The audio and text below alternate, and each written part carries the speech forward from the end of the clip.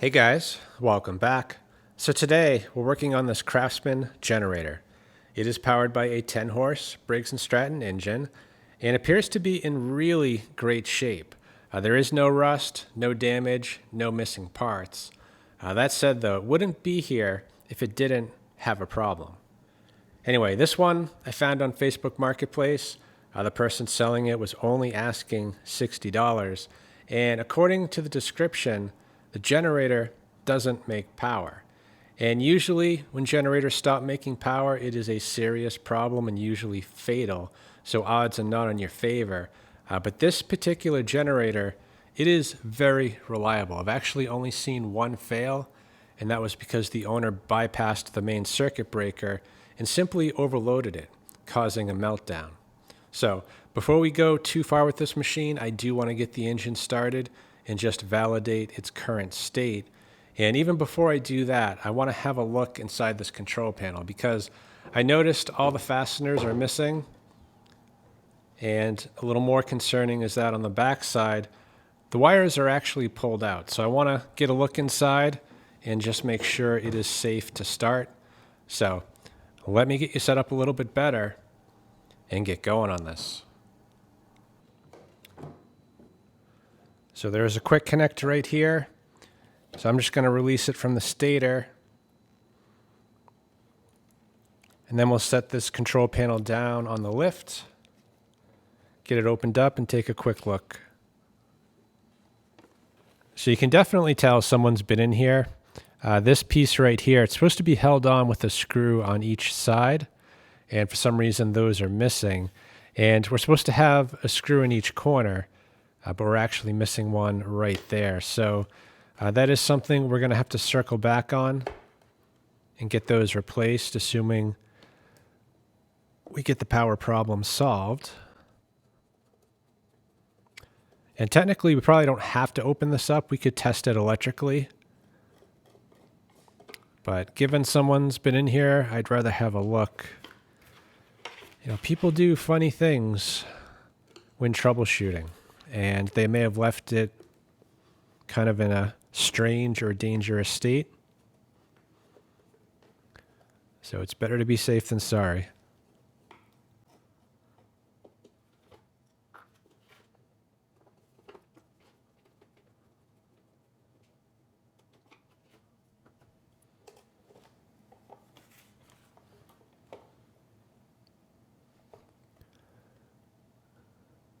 Yeah, it actually looks pretty good in here.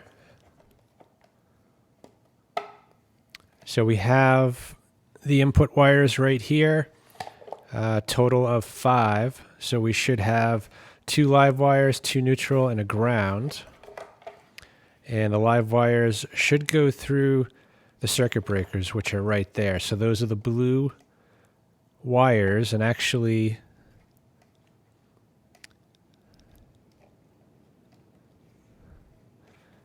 yeah, something seems a little weird.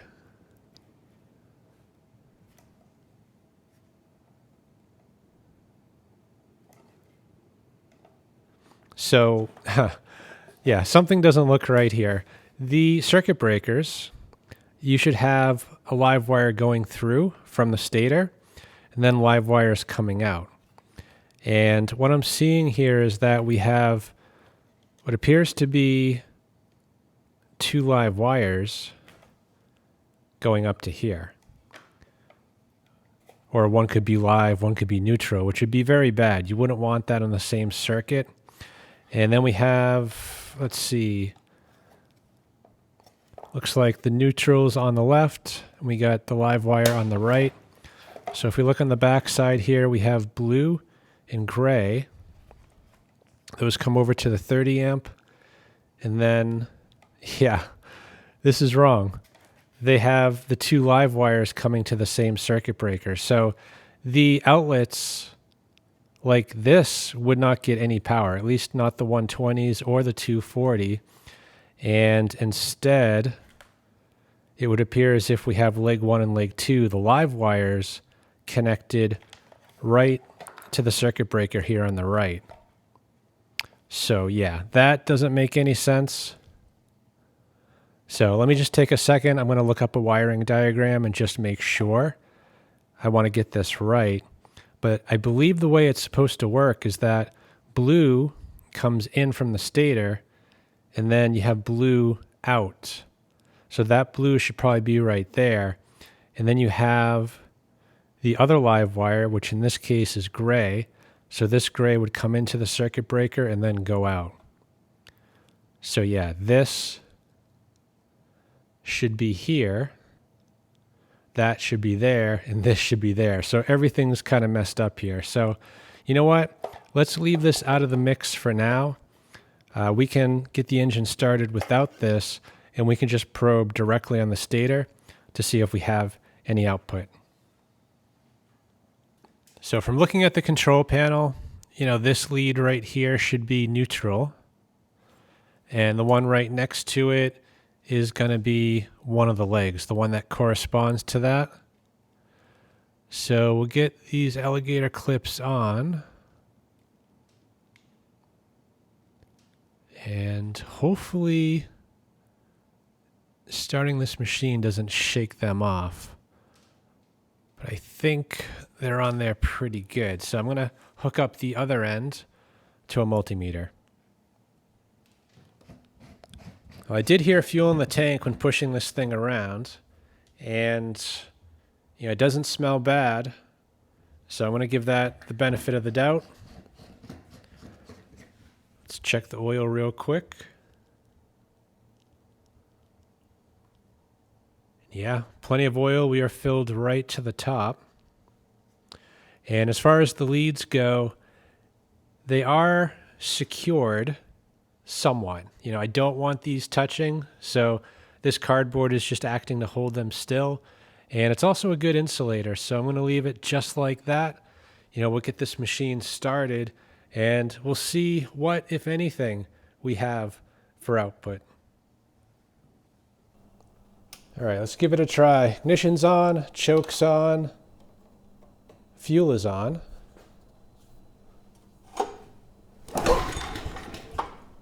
Let's try choke off. Ignition is on. Turn the choke back on.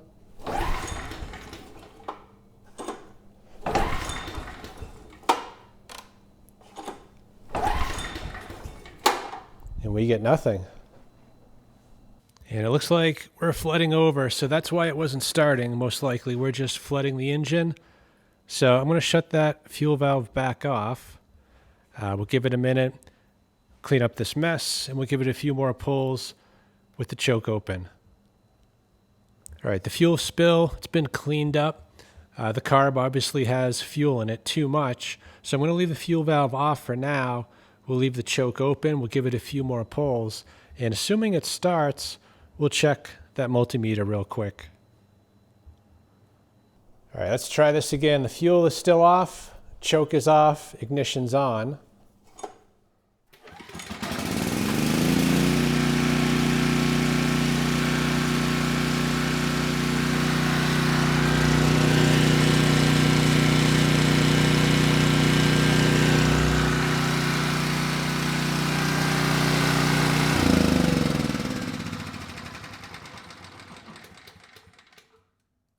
Well, I think we got pretty lucky on this one. The generator actually works. You know, according to the multimeter on leg 1, we had just over 130 volts output.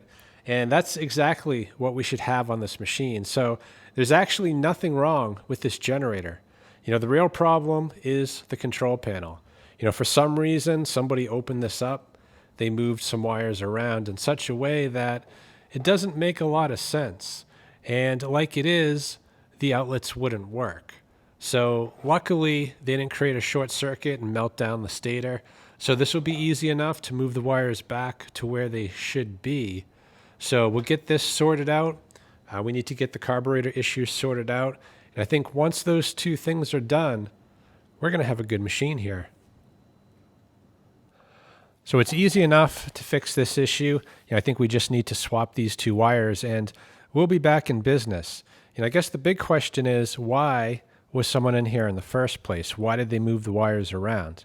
The only thing I could think of is potentially one of these breakers might be bad and is tripping before it should. And, regardless of whether that was the issue or not, it could be the issue now, because right now, both of the live wires are going into the circuit breaker. So the circuit breaker is a dead short. And like this breaker would trip the second the generator powered up and potentially caused damage. So, we'll have to keep an eye on that when we do the load testing to see if either of these trip prematurely. And the other problem is that this strap right here, you can see someone wrapped it in string. And the reason for that is because the ends of the strap are broken off. They're supposed to extend out and the screws hold it down, which hold these breakers in place. So I'm thinking, we probably need to come up with something a little bit better than that. So let's get the wires disconnected. We'll get those screws out and see exactly what's going on here.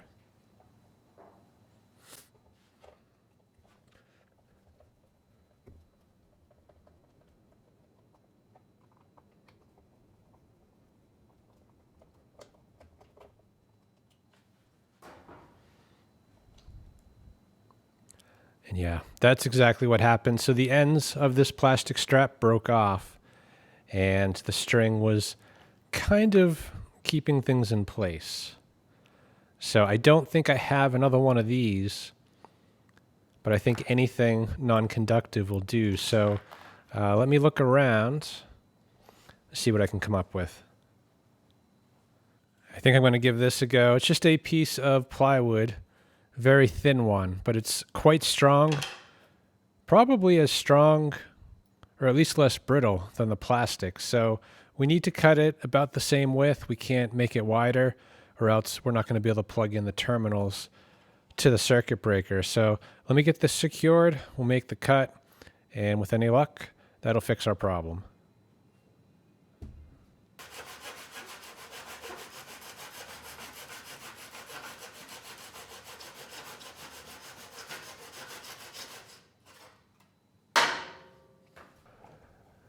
We'll just set these aside for a minute. And we need to make some marks roughly where we need the holes.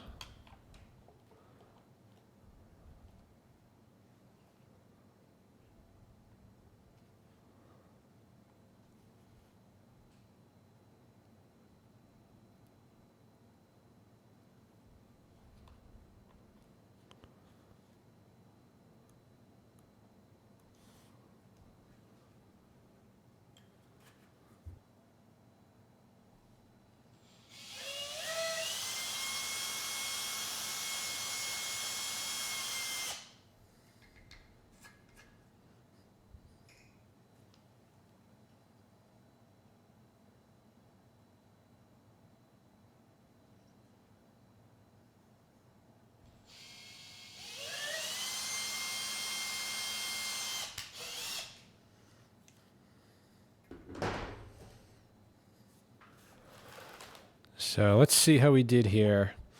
I'm just going to disconnect all these wires. We'll get the circuit breaker secured,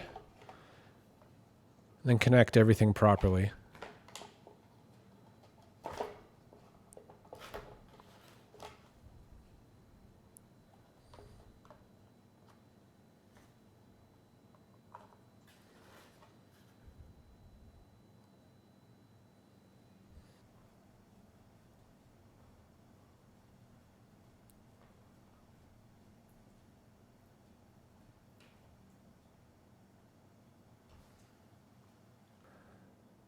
I think that did it. Those breakers are nice and secure. So let's connect the wires going to the 30 amp outlet. We'll just put the gray on the left and the blue on the right. And then the power coming in from the stator, you just match the colors. So gray to gray and blue to blue. And we can close it up.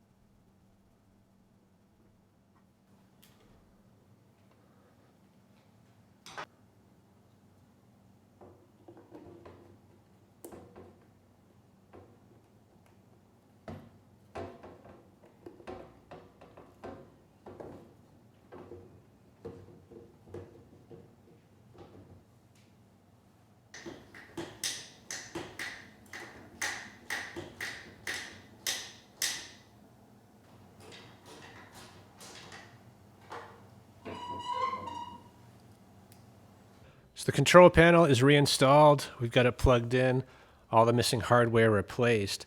And most importantly, the wiring issue, that has been corrected. And we also have a new bracket to hold these circuit breakers in place. So theoretically, this should be ready to go. And I guess we'll find out for sure next time we get the engine started. But I'm thinking before we do that, we should go through the carburetor. It was leaking pretty bad. So let's get this off. We'll get it opened up and see if we can't solve that problem. And I'm thinking before I pull the carb off, I might actually drain the oil, because with the needle the way that it is, I'm sure fuel has gotten in that oil. And the oil does seem kind of thin. And it does have a bit of a smell of fuel to it. So yeah, let's get this draining. We'll just let it fully drain out while we get that carb cleaned up.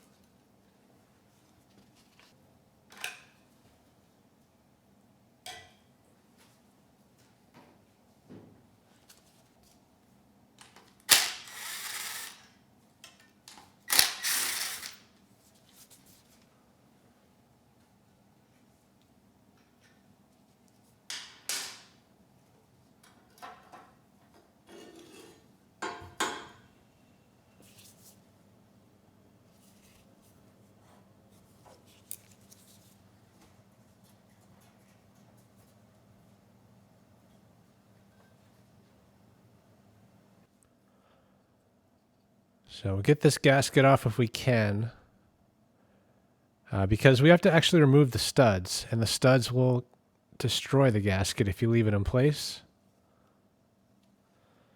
So we got that, and then it's just, I think it's an E3 torque socket.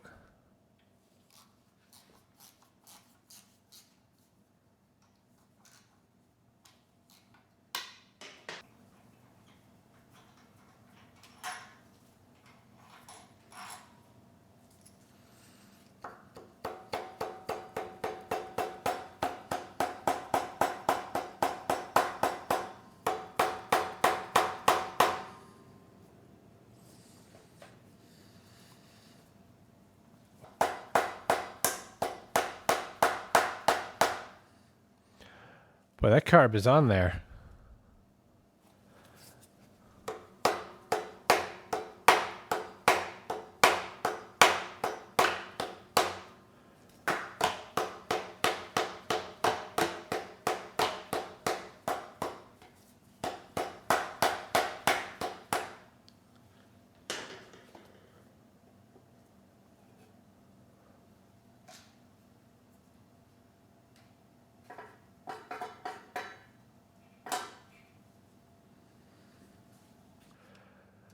So what do you think? Is it going to be bad? I don't think it's going to be that bad. It was running the engine pretty well. The big issue is that the needle didn't even seem like it was trying to seal. So either it's stuck or potentially it's not there at all. Well, it is there. But there is a ton of gel in this carburetor, so likely, it was hanging up the needle. But the carb itself does look pretty good. These nickies, they're mostly plastic, so there's not a whole lot to go wrong, even with ethanol fuel. I think the biggest problem these have is this gasket right here. It's pretty elaborate, and if there's any failure in this gasket, the carb is not going to run right. In this case, it actually looks halfway decent. But another potential leak besides the needle and seat is actually the gasket that's sandwiched between these two. Even if the needle's sealing, if this gasket has failed, then you'll actually end up with a fuel leak kind of right in this area. But I don't suspect that's the case given kind of all the gel that was in here. So, yeah, this carb, it's a very simple carb. The only other thing we have to take apart here is the main jet. So we'll make sure that's clear. We'll clean up the emulsion tube, make sure all the passages are clear, and we'll give this a quick soak in the ultrasonic. And with any luck, that needle will come around.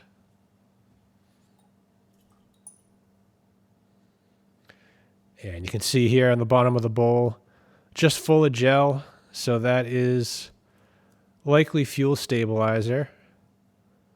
So yeah, it's not a good thing. I would not recommend fuel stabilizer. You should not keep fuel in the tank longer than I'd say half a year. If you're going to keep it in there, just change it out a couple times a year and you'll avoid this problem entirely.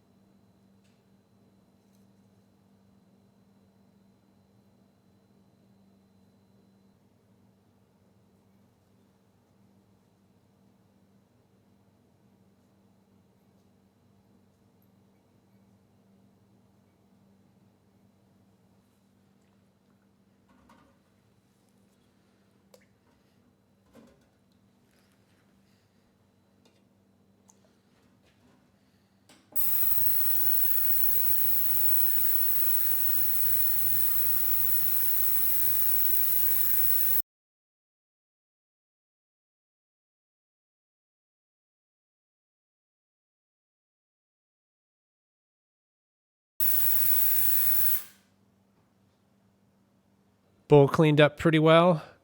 A bit of discoloration, but that is corrosion. All the gel is gone. So I think this has a decent chance of working.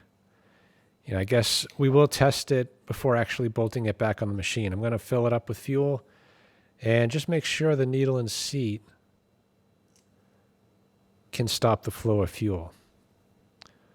So we're just getting the main jet in, small side down, make sure it's seated fully. And we'll get these two halves together,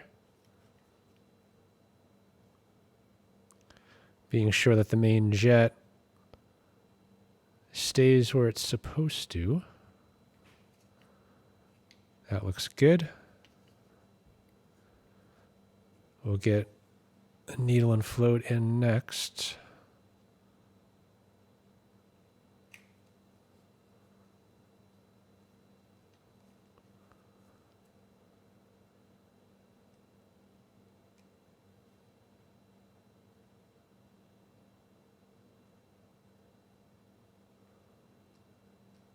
Okay.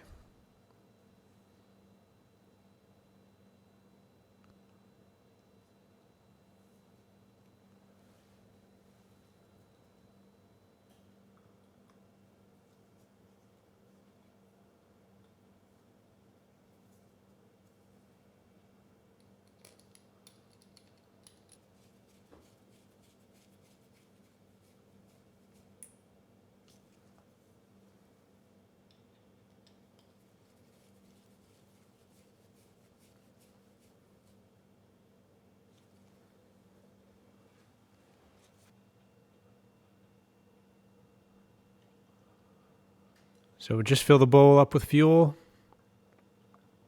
And it should be pretty obvious if the needle and seat are working. That fuel should stop advancing. And it looks like it is.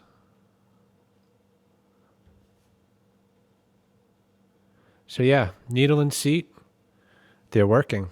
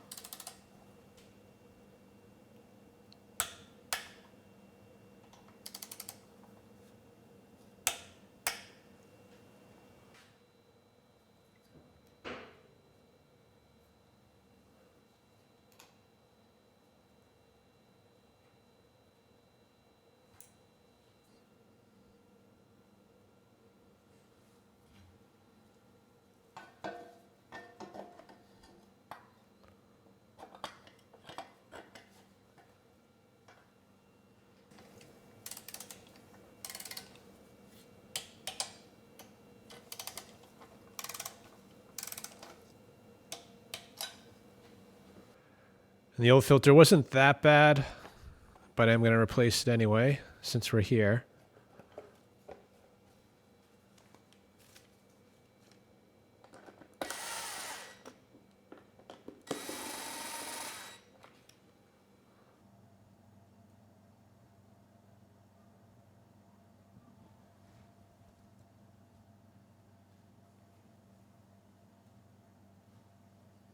So now that we're all back together, I do want to try this out again before bringing it outside for the load test. You know, the wiring I believe is correct, but of course we need to validate that. So I have two lights plugged in, they are both turned on, and they are plugged into different legs. So what I want to see is that when that engine starts, that both of the lights turn on.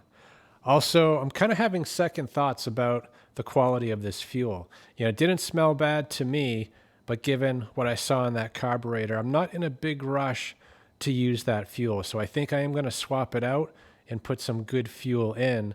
But for this test, we're just going to run off the test tank. So let's give the engine a pull and see what we get. On, chokes on.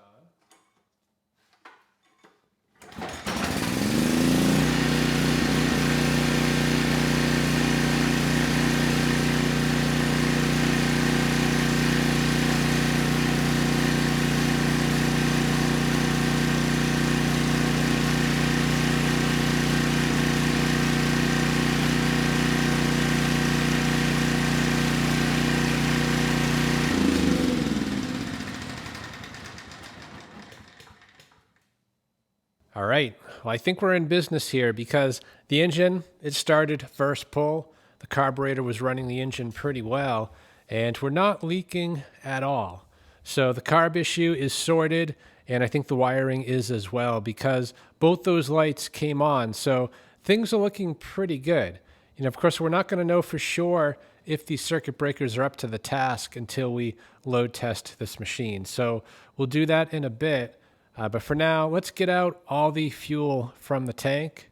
You know, we'll mop it dry, and then I think we'll be ready to get this outside for the load test.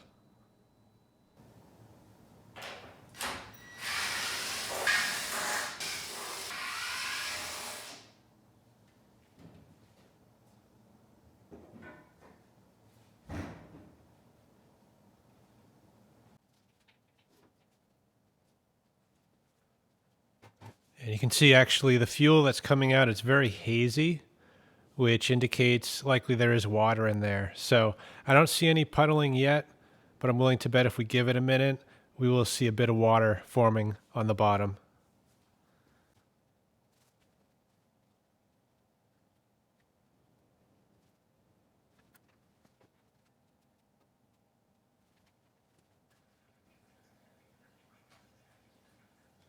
So not a lot of fuel came out. You can see it is pretty hazy. And if you look at the bottom, there is a defined water line on the bottom of each of these bottles. And this haze is additional water in the fuel. So you have to give it probably a day or so, and the rest of the water will separate out, and you can pour off and reuse the good fuel. Anyway, the tank, although it's mostly empty, it's not completely empty. So we do need to finish the job. And to do that, I really need to get this off the machine, but I can't do that with this handle here. These bolts are kind of in the way. Plus the handle is not installed the right way. So let's get these bolts out. We'll get the handle removed, and then we can finish draining the tank.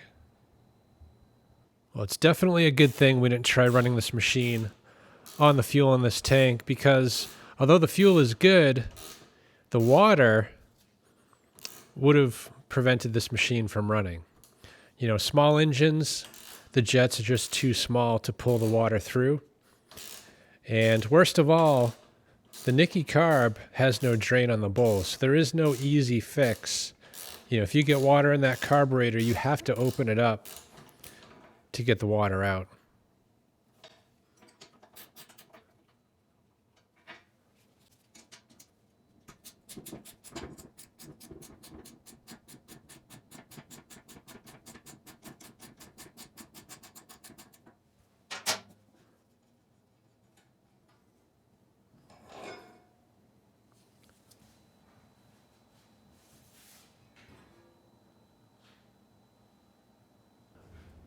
Well, it looks like we got most of it out.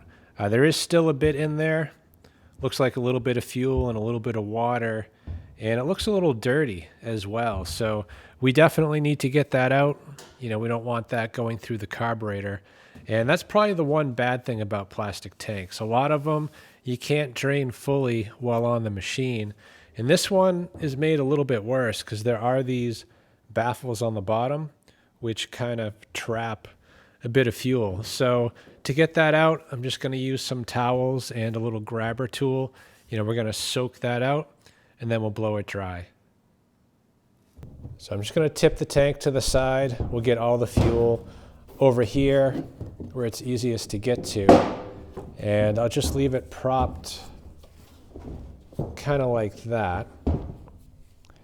And just use a towel, several towels. And it's going to take a bit, but keep doing it until it comes out dry.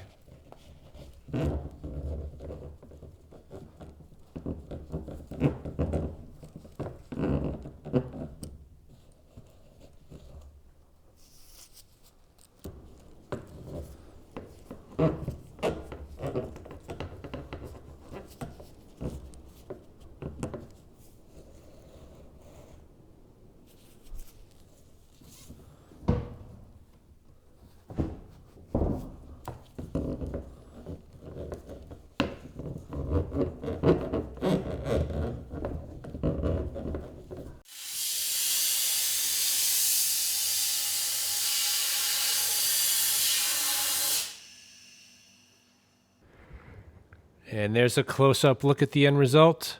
So the tank, it is clean and dry.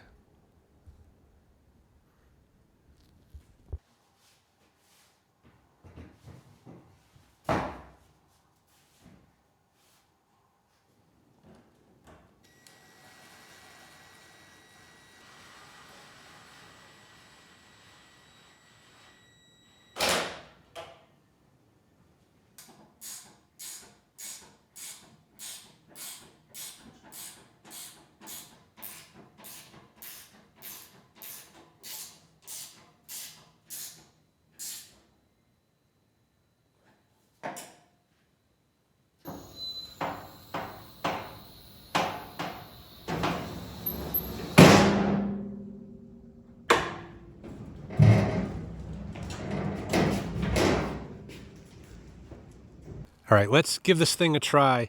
It is rated at 5,600 watts, so we're going to put it to the test and see if it can deliver.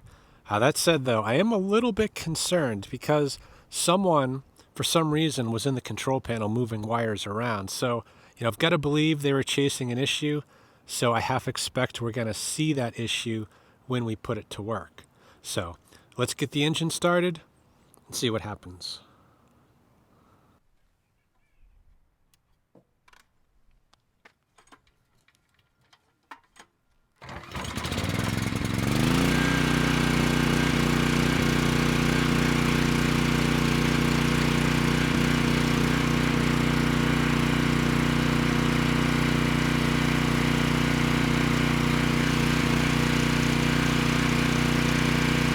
So no issues getting the engine started.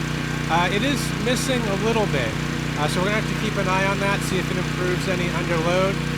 Without a load, the voltage is a little high at 131 volts, but that's expected on something like this without an ABR.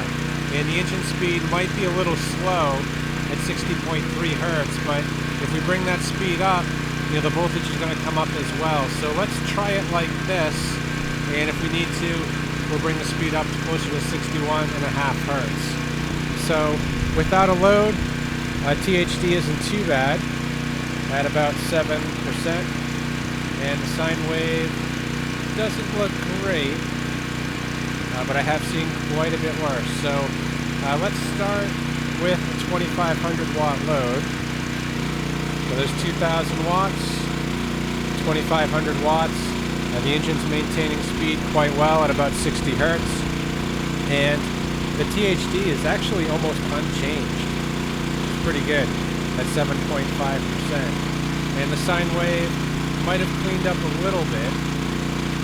So we'll give that a few minutes, and if everything continues to run well, we'll go for the max of 5600 watts.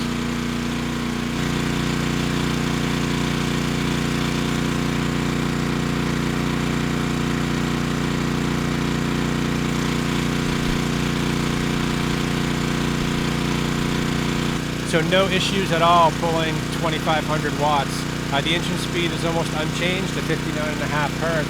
And the voltage came down to a better level at 122 volts. So let's bring the load up to its rated load. So we'll take off 500, replace it with 2000. So we have a total of 4000 watts. We're holding right at 60 Hertz. 5000 watts. 5500 watts, and technically we're actually at 5600 once you factor in that light. So we're at the rated load. The engine speed looks good at about 59 Hertz, and the THD also not too bad at 12.4%. And the sine wave continues to look decent. So we'll give that a few minutes and just make sure there's no surprises.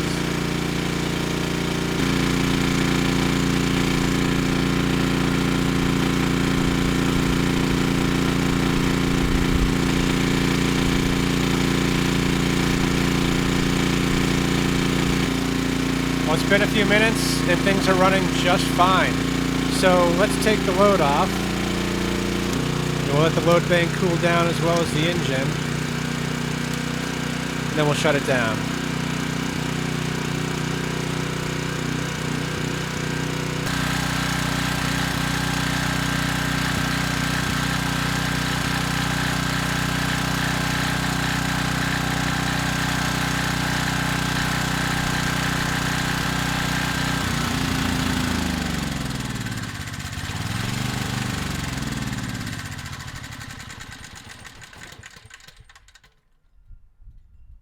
Well, this machine, it just performed flawlessly, which is kind of surprising. It doesn't really answer the question why someone put in the effort to go into the control panel and move wires around.